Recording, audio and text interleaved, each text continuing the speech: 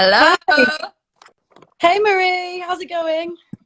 I'm good. But I was in a pollen like a storm with pollen. Like the stuff that's on flowers and stuff. Yeah.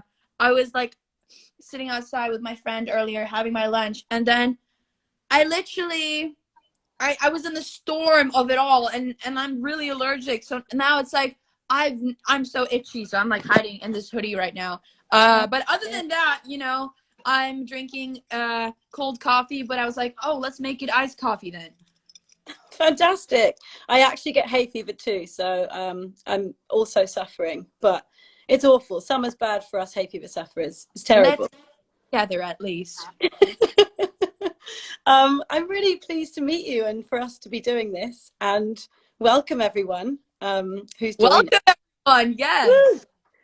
Because today is the day that we've launched our very special project, which is, yeah, I mean, something we've been working on for ages, which is kind of, well, we discussed it kind of last year. We discussed working with an artist on a profile that kind of broke away from the classic format of a long read that has images. And we wanted to kind of use the format of a graphic novel to communicate a story because we wanted to kind of use the amazing nature of visuals and words together to make a story that was really quick to communicate someone's kind of life story.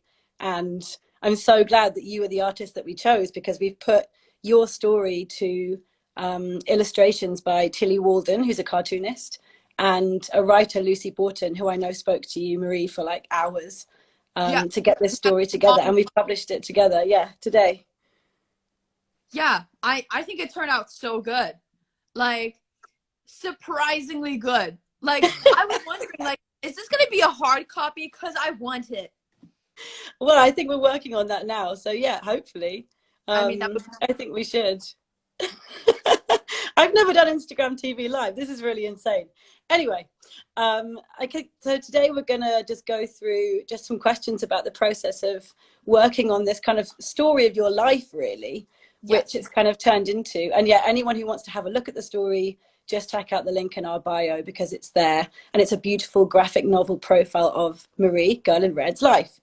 So what I wanted to kind of ask you about is like kind of why you agreed to doing this, because it's quite like a personal, reflective project to kind of look back on your whole life and like the road that got you to where you are now. And what was the process of being interviewed for like hours and hours and hours by Lucy? And was that quite like was it nice to look back on your journey so far?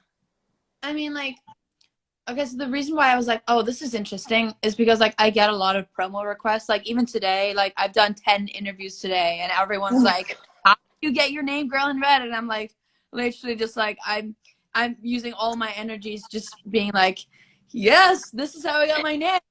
But so when I got this, sent to me by my manager, I was like, oh, this is different. And also like, just that I knew that it was like a WeTransfer thing. First I was like, oh, this is interesting. Because like, just because that was a familiar name. Because a lot of the time I when I get stuff sent to me, I don't even know what it is. So I'm like, what is this?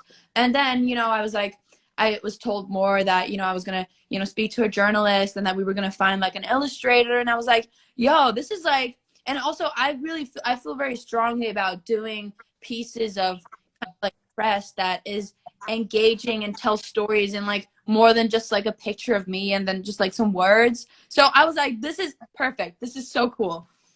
Oh, I'm so glad. And so you spoke to Lucy for like a kind of like a lot of different interviews, and we kind of went through these chapters of your life, which are now the chapters of this story, and there's 5, I think. Yeah. What was it like to see your life interpreted by an artist and a writer? Like, did they get it right? It must be quite a strange sensation.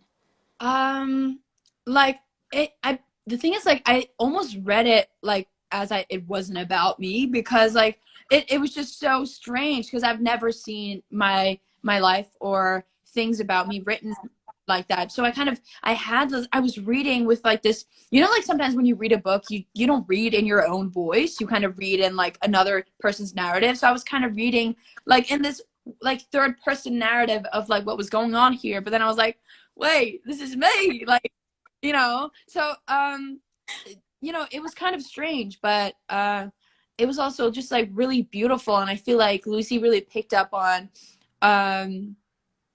picked up on like some really beautiful quotes in there also. And I mean, like the chats I had with Lucy were really long, but like we got along so well. Like I feel like if I was in London and like it wasn't a pandemic, I feel like we would just hang out very low key. So yeah, it was really nice.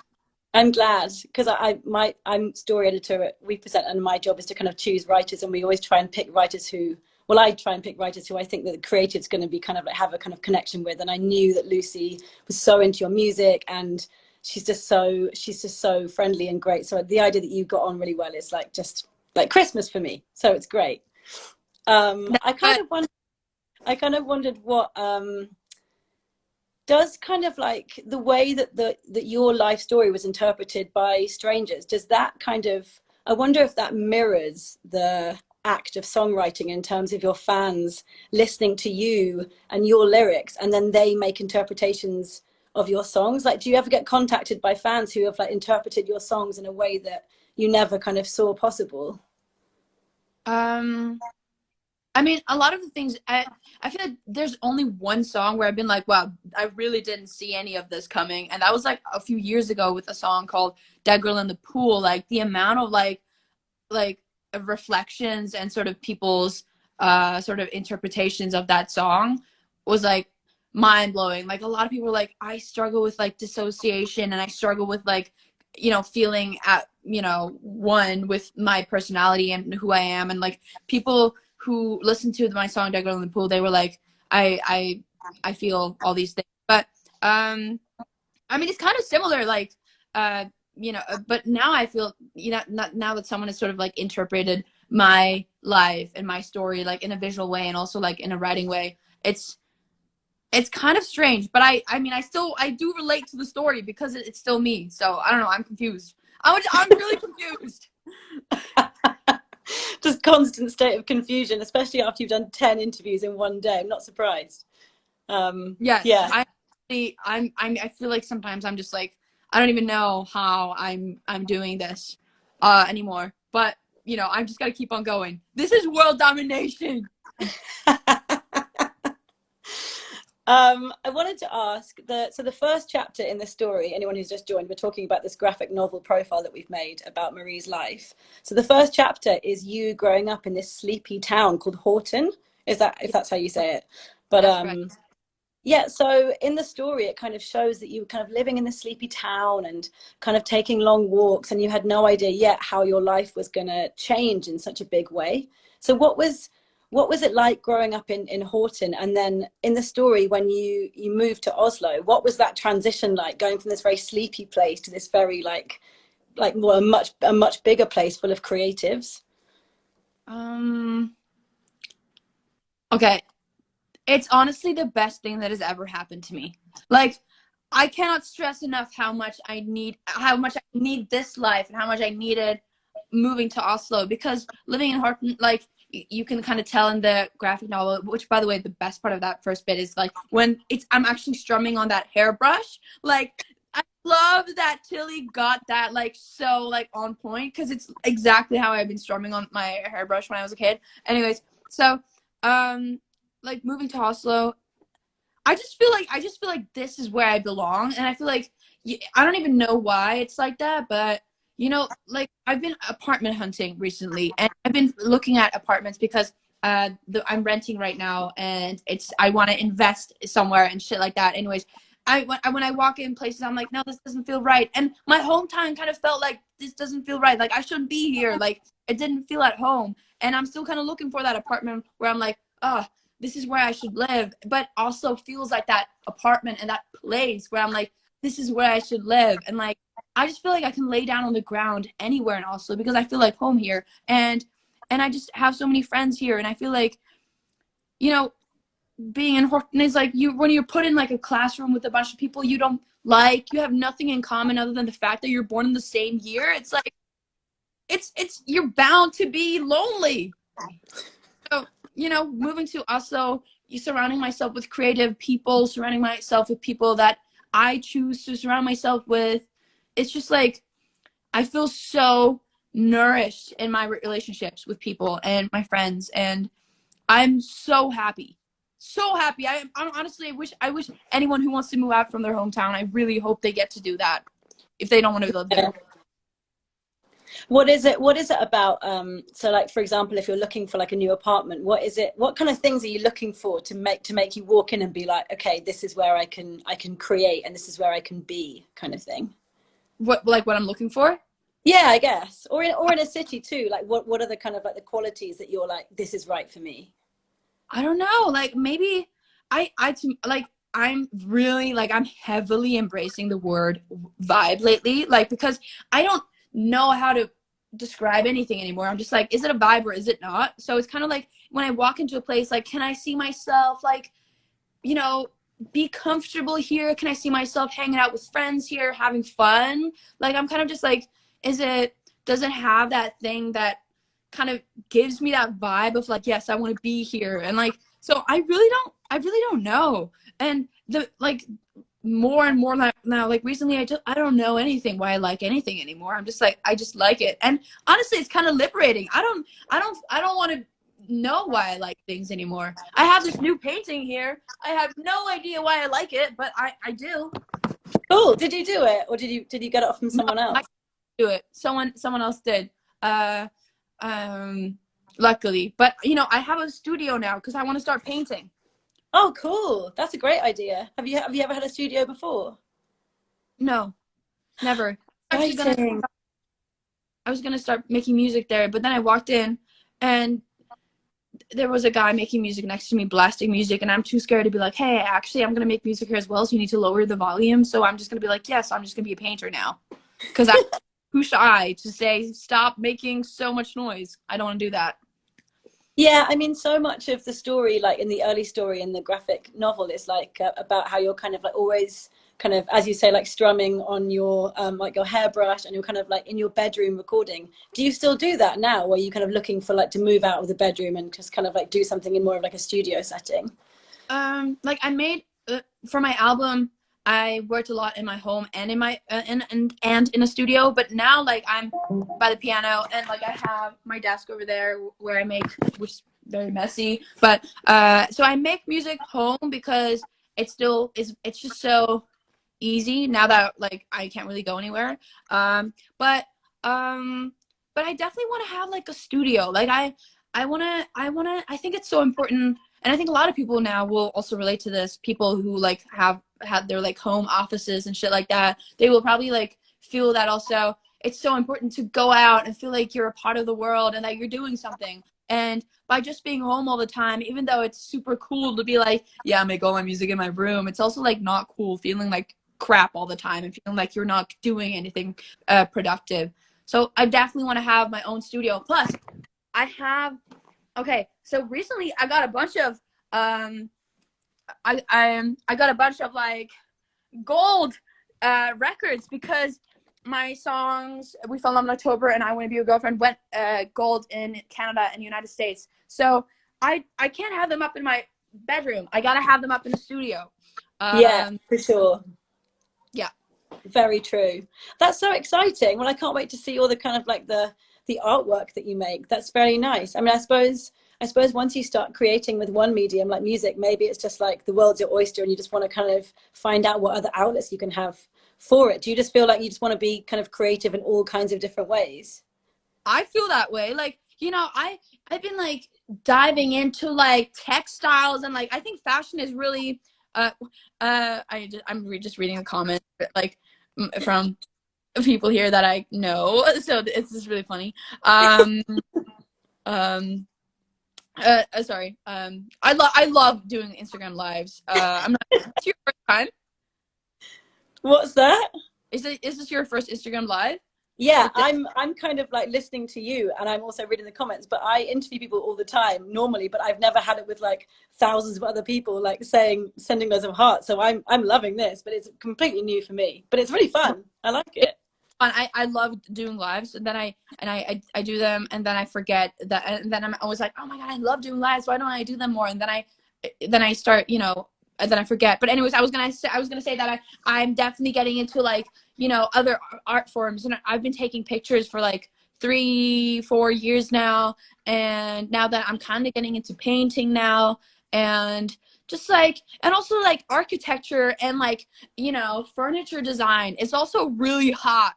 Like like I just want to be one of those, like, really, like, I just want to be like an intellectual who's just like, in a really cool chair, just being really hot and just having a really hot girlfriend.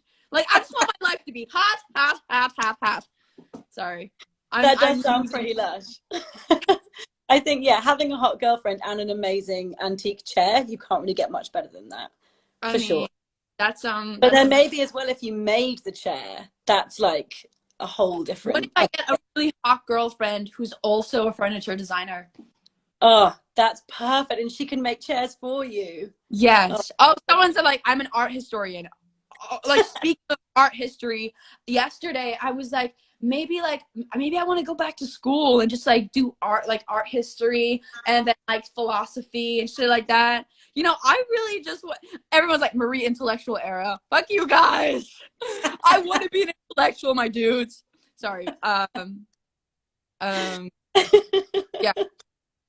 I Oh just my god. got to the comments. This is so funny. Thank God she's gay. How the hell did anyone ever think I was straight? That's insane. I love that.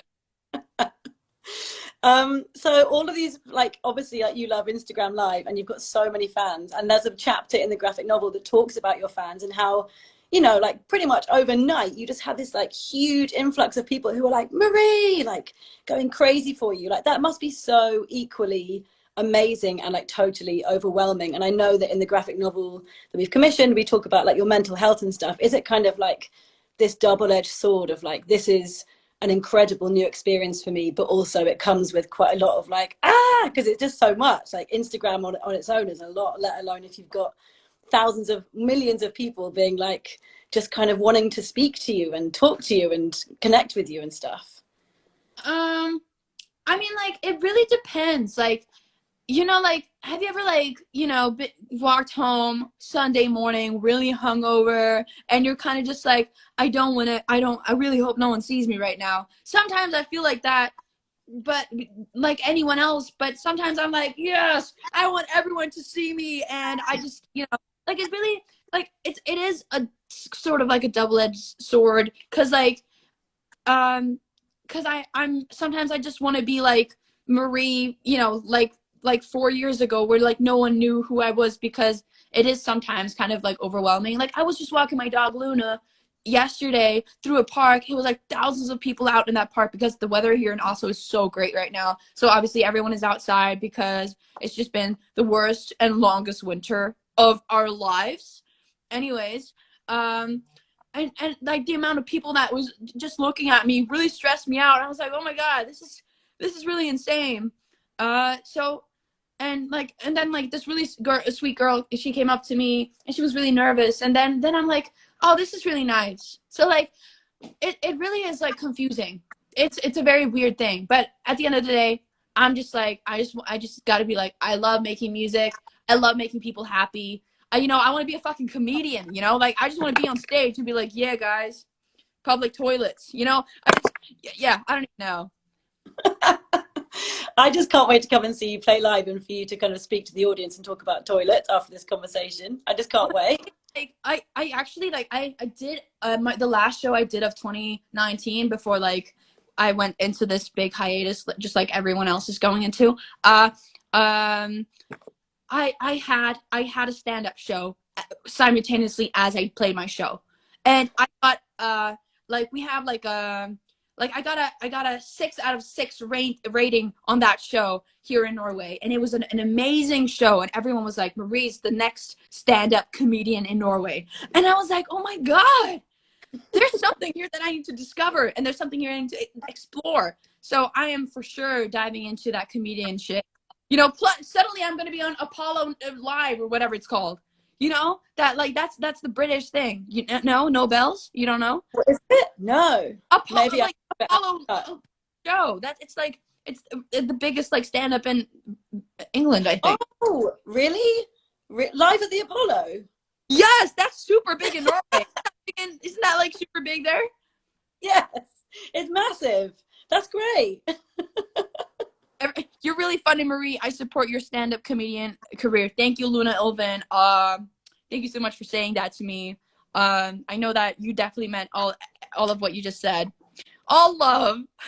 I just can't believe you're going to be a furniture designer, a painter, a musician, and a comedian. Like, I'm not sure that anyone's ever actually managed to do that before, but I have complete faith that you will be able to do it. And maybe something else too. Maybe you'll also be like a naturalist and an antiques dealer, and I don't know, a philosopher as well on top.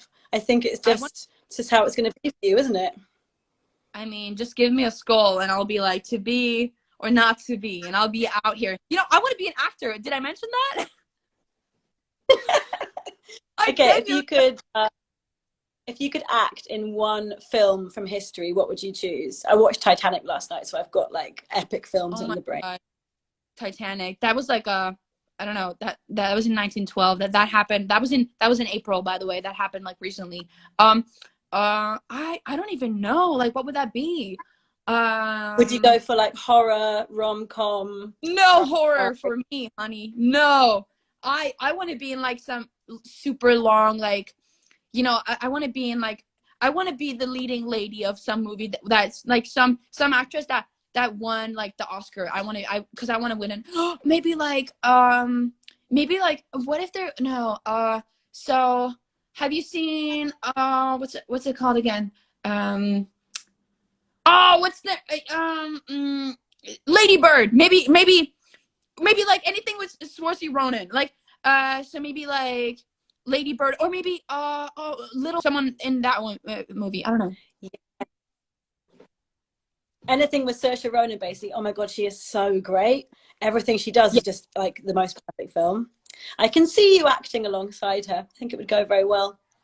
This is not the questions that I was asking you. I mean, that's okay. Letting the conversation flow. Yeah, exactly. I love the film Lady Bird so much, and I love how it kind of summed up the feeling of being a teenager in a quiet place. I mean, she's in, where is she? She's like Sacramento or something. Yes, Sacramento. She's just bored, and she wants to break out, and she wants to go to New York and be an actress, and that's just something that like all teenagers go through, and that's obviously what, you know, you went through as well, moving to Oslo. Like, it's just that kind of, you just want to break free and just get out and start like living your life as well. I just think that film kind of reflected that very beautifully. Love that. What was also is her relationship with her mom is so ambivalent, and like they love each other, but they also like they just don't get along.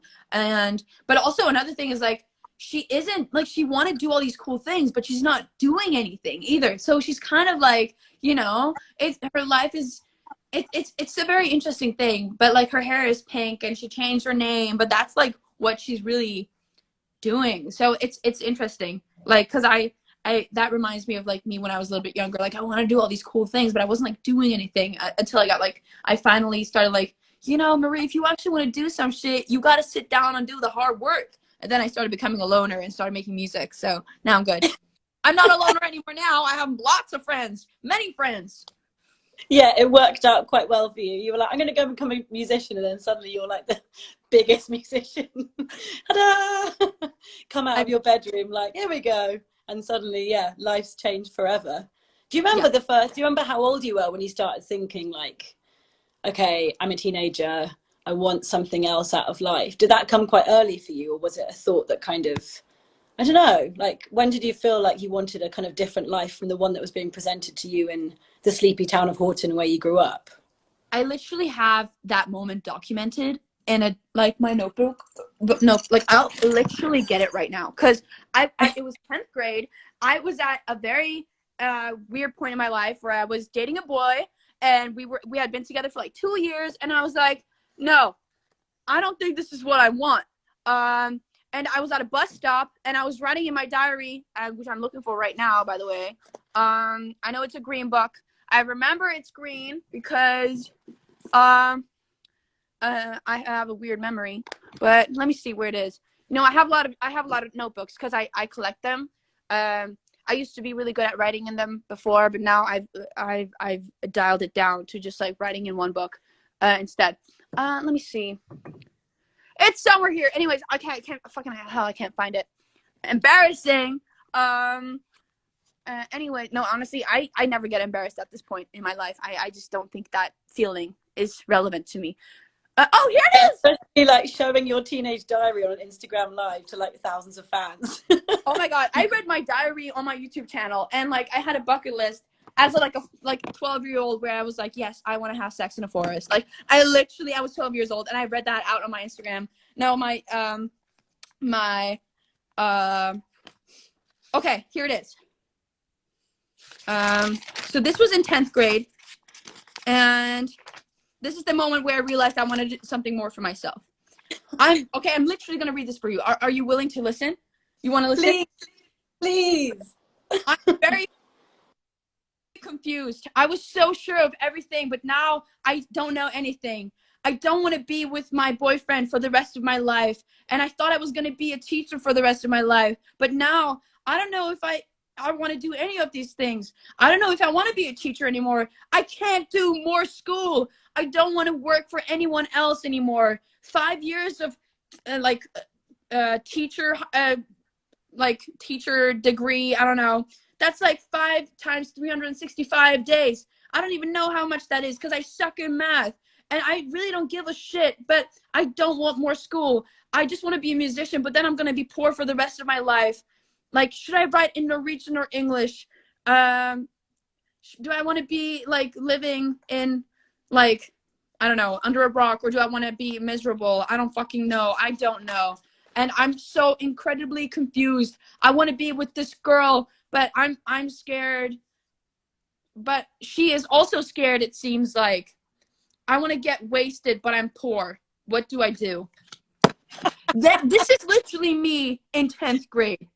Classic teen diary. I want to get wasted, but I'm poor, and I love everyone, and I want to have sex in a forest. I literally can't believe I was 15, 16 years old here, and I was like, I thought I was going to be a teacher and work at my high school. Wow. I don't think that's really on the cards anymore, is it? No. You know, things are really... I'm so glad. We have to wrap up. It's been half an hour. I mean, that was hilarious. I wonder if I have any more questions for you. I suppose, do you, if anyone who's watching wants to read this graphic novel profile all about Marie's fascinating life thus far, maybe we'll do a chapter 2 in like a decade when you become a furniture designer or an artist. But you can find the link in the We Present bio so you can read that. And please do, because it's so beautiful, and it's drawn by Tillie Walden and it's written by Bourton. 2 fantastic creatives, and it's just this amazing collaborative effort, all thanks to Marie, really. But yeah, there's a bit, I think my favorite bit in the whole graphic novel is the bit at the end where you talk about, where it kind of talks about all the fans who meet each other in like the queues for your concerts and stuff. And I just wanted to kind of say, like, I think that's just like the best thing that has come out of this project, is kind of like realizing that, especially after the last year, like, no, you can't really go to concerts and stuff, but how you can still have these fan communities. And that's kind of everyone who's watching now, and everyone who messages you, and everyone who comes to your concerts. And I just think it's really amazing, and thank you for breeding that, because it's just really important. And my mom is here. We need to thank her as well. She made me. Okay, thanks, Marie's mom. Thanks for making her. I honestly, I love that part as well. Like, I can't wait to be back on the road. I can't wait to I just want to run out of my bus and just run into the queue that's outside of the venue that I really hope is going to be there, because it's going to be really awkward if I'm just like run out of my bus and then there's no one there. But like, I honestly, this is the most incredible thing that has happened in my life, and I'm so happy we got to make this special little thing that I really hope we're gonna get in like a real life thing also. It looks like I'm doing some magic shit, but anyways, thank you for having me, and bringing me a part of this project, because it's been really dope. And yeah, I'm just, everyone go check it out in the bio of Represent. And I'm gonna post about it too now. All right, Marie, have a fantastic day. Thank you for speaking to us, and just keep in touch, and have a great day. I will be hunting y'all for that chapter 2. Okay. All right. Bye. Speak soon. Bye. Bye. Whirl a load away. Oh